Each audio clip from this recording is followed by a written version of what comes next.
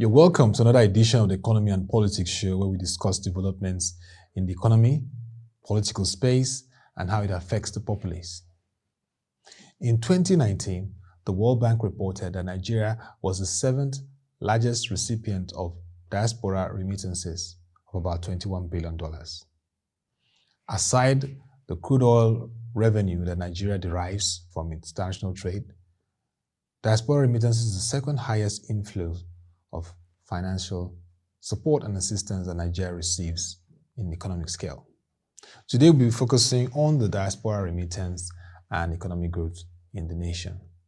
With me to have this conversation is Mr. Jimi Ogbobine. He's the head of consulting at Agusto and Company Limited. Nice to have you on the show, Mr. Jimi. Thank you very much. Thank you very much. And good afternoon to everyone.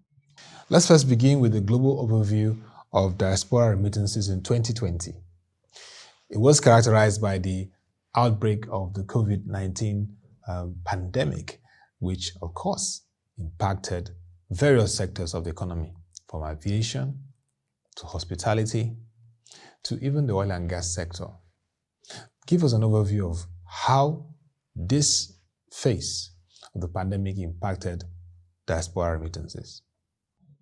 Okay, so like you did rightly have said, diaspora remittances suffered largely in 2020 on the back of the COVID-19 pandemic. So first, what are the basics of diaspora remittances? When you have emigres from one country to another, and the cash remittances they send back home, that's what we mean by diaspora remittances. But diaspora remittances need not be cash alone. Okay. But for the focus of this conversation, we'll be talking about the cash-based diaspora remittances. Yeah. So the pandemic was one of a generation. This generation has and had never faced anything like this before. Yes. Okay? And that's why if you look at the numbers now, so in 2019 we had diaspora remittances of about 717 billion, and fell by about 7% to 666 billion by 2020. Basically on the back of the effects of the global of the pandemic. Remember that the pandemic did lead to a lot of lockdowns, and the lockdowns were quite stringent in Europe, if you recall. Lockdowns in UK, lockdowns in Italy, lockdowns in quite a number of the Nordic countries, barring Sweden. So on the back of all of these, diaspora remittances did materially come down. So India, China, who are the two largest recipients of diaspora remittances, did suffer. Not so much, because when you're looking at their absolutes, they're big numbers. So India, for instance, from about 82 billion to 75 billion in 2020, 82 billion in 2019 to 76 billion in 2020, while China 70 billion and then 59 billion. Amongst the top six recipients of diaspora remittances, top six being India, China, Mexico, Philippines, Egypt, and Nigeria. The only one who recorded some form of gain, and just a slight gain of less than 3%, was Mexico, that rose from 38.7 to 40.5 billion. Mexico beat Nigeria to it. Yes, and actually not just Mexico beating Nigeria to it, but even Egypt did beat Nigeria to it as well, because Egypt lost about $2 billion in diaspora remittances, from about $26 billion to about $24 billion, while Nigeria lost close to double of what Egypt lost, from about $25 billion to $21 billion. Okay, and I don't know, maybe I can just speak about that now. Yeah. If you look at what happened between Egypt and Nigeria, Egypt is gradually gaining from the upsides of the foreign exchange reforms that is took. Right? Very painful reforms. Yes, very painful reforms, but they've taken the hit once and for all, and they've moved on. While Nigeria is taking its own reforms in drip. So we're not enjoying the upsides of the reforms, and we're suffering entirely from the downsides of the reforms. So what this shows is that half-hearted reforms are as good as no reforms at all. Okay, so let's look at the key takeaways from the recent report of Agusto and Company on Nigeria's 2021 diaspora. It's important to know what were the key facts from that remittances report. What were the things that caught your attention when you discussed through the survey with various Nigerians in diaspora and analysts? Now, one of the key takeaways is this. The Nigerian diaspora, they are quite informed about the local evolutions, local trends in Nigeria. So let me explain that. When you send money through official channels, especially let's take our minds back to pre-reforms by the central bank. Reforms being now when you receive your money, when you send money from abroad to your family members here in Nigeria, they can walk into any bank and collect dollars. Right? They'll collect the hard currency. This time last year, they would have collected naira from the banks. All right. So the question now becomes, at what rate will they collect the naira? So this time last year, official market was about 360 to somewhere between 360 380. Okay. So you receive your money, for instance, through Western Union, and then how much do you receive? You receive at about 380, or let's say 360 a dollar. And just right outside the bank, you have a black market operator who could have bought that dollar at 100 naira more from you for each dollar. So we all know that Nigerians always hate being cheated, because we know the good old word for people who suffer, who victims of cheating in Nigeria. They would even call you a mugu. Nobody in Nigeria wants to be the mugu. Of course. So why will I remit money to Nigeria and lose 100 naira per dollar, especially when I'm remitting sizable amounts? So what did this lead to?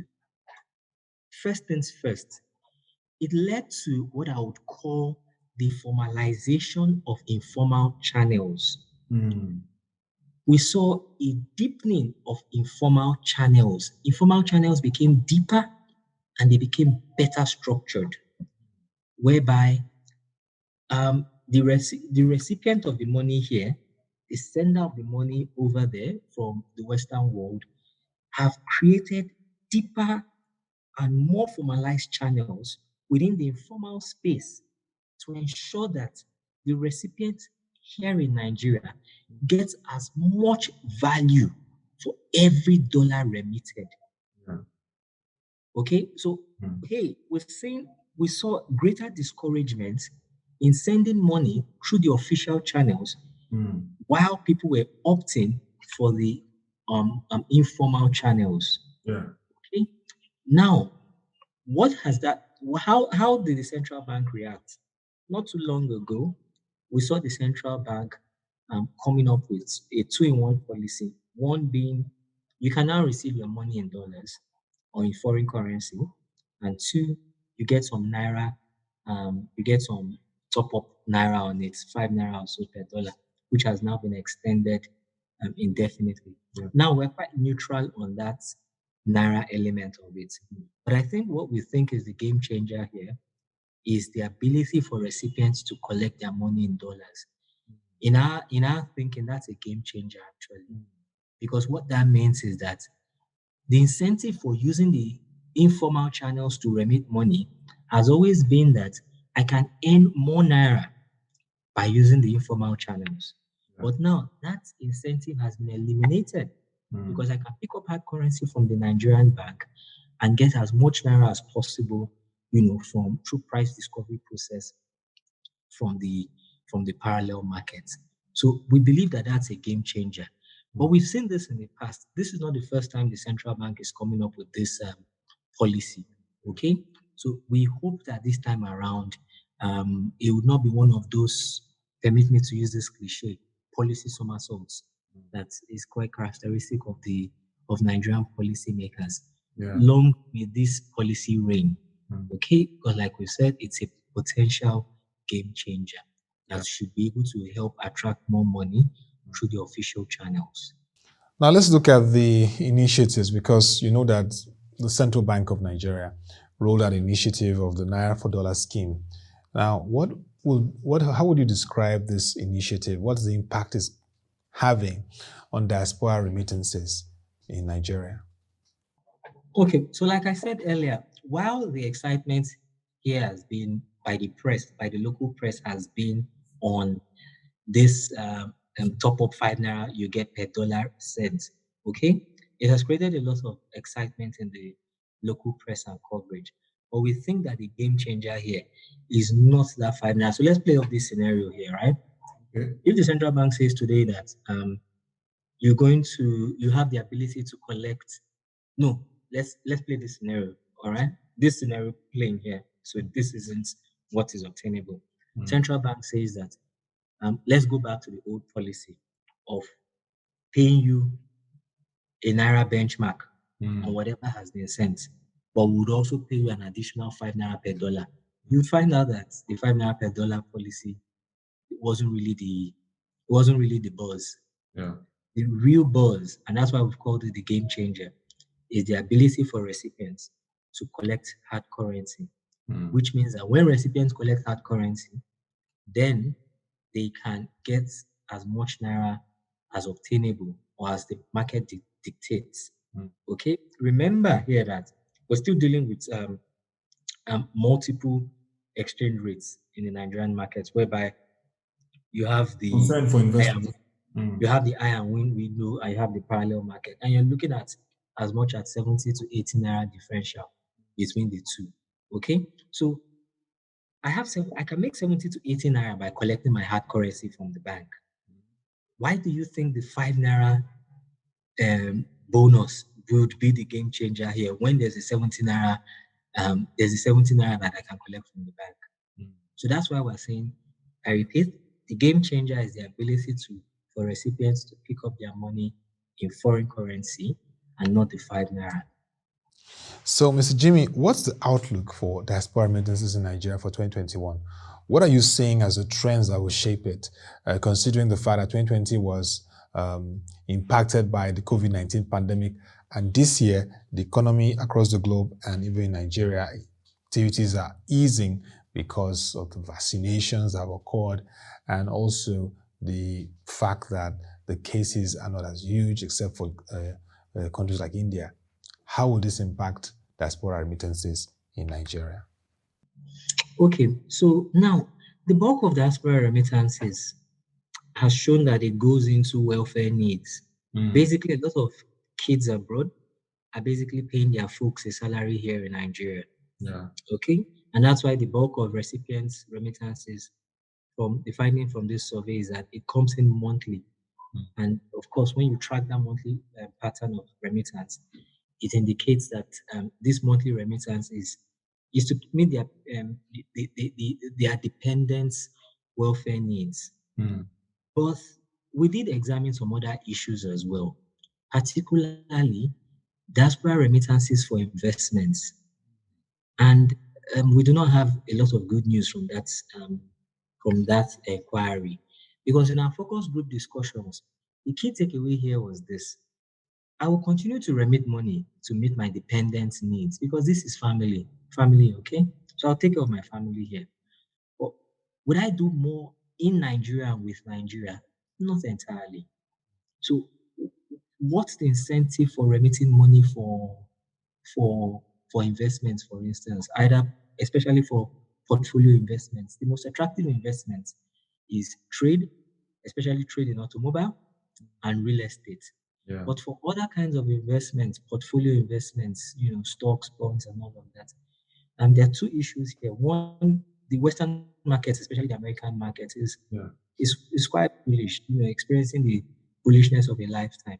Yeah. And two, it's easy to remit money, as it were, into Nigeria. The problem is remitting money out of Nigeria, because there are all sorts of demand management gate walls that make repatriating capital out of Nigeria Low measures, quite difficult at this time.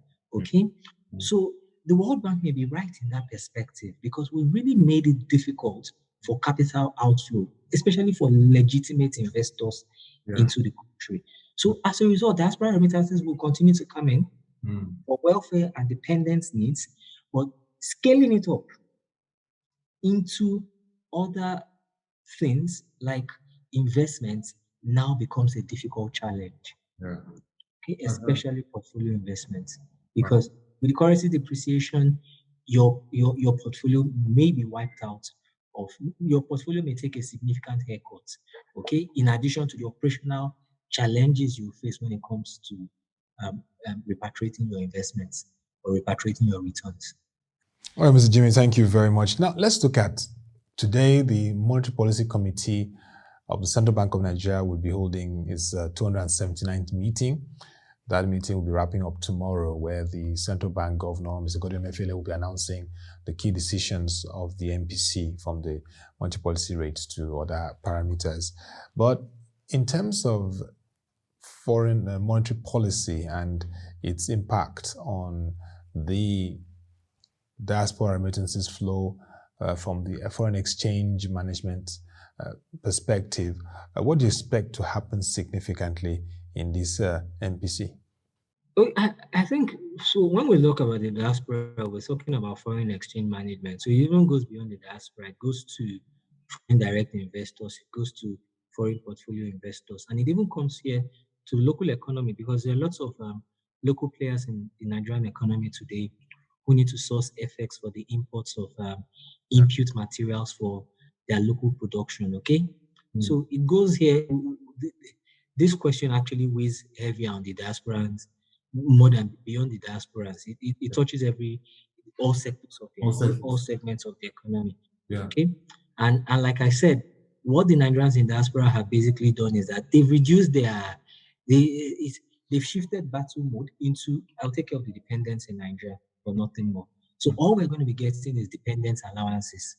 Okay, but we've not made ourselves attractive for capital for foreign direct investments by our diasporans.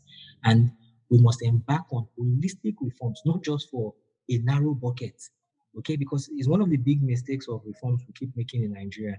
We just try to come up with reforms that addresses just a narrow, loud group, especially if that group is if the advocacy efforts are quite loquacious, then we just try to come up with a reform like, look, keep your mouth shut. We settled this issue for you. But we need to come up with holistic reforms. Like I said, you have foreign direct investors who do not consider Nigeria to be a beautiful bride any longer. You have foreign portfolio investors. And then you even have local players in the economy who also need to import key inputs for their production here in Nigeria. And all of these groups are, we're making things difficult for them right now. Okay. Thank you very much, Mr. Jimi. And in wrapping up, let's look at the nexus. I always want to understand that nexus between diaspora remittance and economic growth in Nigeria's context. Can you just shed some light in that regard? Okay, so now there's this little joke when Nigerians in diaspora ask me, what has Nigeria done for them? And I say to them that I hope many of you realize that, especially those of them who did get some form of subsidized education at some point in their time, saying that, look, if you went to a federal university, for instance, you did get some form of subsidized education, okay? And if you went to some government school, maybe primary, secondary, that you didn't even get. And there are many people abroad who went to public schools from primary to university. So my regular joke on them is that, look, you're a recipient of subsidy from the Nigerian economy. So as a result, especially when you look at the kinds of diaspora Nigerians we did profile in this survey, over half the respondents were recent emigres abroad, people who just emigrated in the last 5 years, over half the respondents. So the first, before you begin to even look at the economic nexus, the sentimental links with Nigeria are still very strong. The bulk of respondents still have relatives and dependents in Nigeria. Okay? And because many of these recent emigres, many of them did leave Nigeria in their adult years, they still have strong roots to Nigeria. Okay, so those roots are there, and those roots can easily be transferable into economic play. Okay, so if you look at countries like India and China, where there are diasporans in the Western world are strong members of local supply chains back home. So there's a tendency that a Chinese in China looking to get a supply from the US would contact a cousin in the US and say, look, I'm seeking this supply from the US. How can you help? We can begin to build such nexus between Nigerians and the diaspora, and we're building it already. Like, I mean, one of the key findings of this survey, when we had a discussion with the focus group from the UK, they said, look, put away all these remittance matters. We're doing more business back home in Nigeria. We're buying goods directly from Instagram in Nigeria. We go to Instagram, we shop for things in Nigeria, we package it, we bring it there. So, interestingly, Nigeria is exporting. So our diasporas are a huge market. Look at the amount of Indomie noodles that goes abroad every year. Just on a WhatsApp group yesterday, a friend from Canada sent us a picture of Bonvita by Cadbury, Canada, asking us for local price comparison. He says, look, this is $25 in Canada. How much would it come to here in Nigeria? Okay. So we're seeing, like, with more Nigerians going, we're seeing supplies of people, I mean, supplies of goods and services to markets abroad, people who want local supplies of foods, local supplies of products, local supplies of clothes, you know. So the fashion industry benefits, especially SMEs here in Nigeria. And so beyond even the fashion industry, like I said earlier, big multinationals like Nestle, like Cadbury, like Indomie, you know, because many of these Nigerians went in their adult lives, they formed, their taste buds have already formed, and they're constantly looking for Nigerian goods, Nigerian products, Nigerian foods, Nigerian beverages. Okay? So that could actually turn out to be a very significant market. And let me tell you why that market is very important to round up. That market is very important because the home market has been dealt a severe blow by 2 recessions in 5 years. Okay? And with 2 recessions in 5 years, well, it means that per capita income has reduced. So based on per capita income analysis, the average Nigerian is poorer. So it won't hurt us getting new markets of people who are insulated from all of these macro issues back home that make the wallet sizes smaller and reduce our wallet sizes and reduce disposable incomes for spending. So that's where the Nigerian diaspora may come in terms of the nexus between abroad, between the Nigerians abroad and the local economy.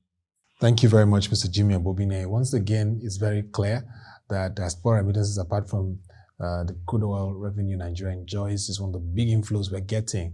And it's very important, apart from foreign direct investments, foreign portfolio investments. Diaspora remittances needs a lot of policy certainty, a lot of initiatives, strategy, policy direction to encourage investments. And I just wanted to add, I knew that was when you look at the activities of the Nigeria Diaspora Commission, what would you like to see? There are discussions around maybe vehicles that Nigerians in diaspora can invest in, particularly in infrastructure. What you'll be saying to those ideas in terms of how the Diaspora Commission can come up with frameworks like a infrastructure fund for the diaspora to attract that required investments that can be channeled to supporting Nigeria's infrastructure drive? It depends on the structure of the product. That's the reality. It depends on the structure of the product. If I'm going to remit dollars into Nigeria, speaking with the respondents to the survey. Yeah.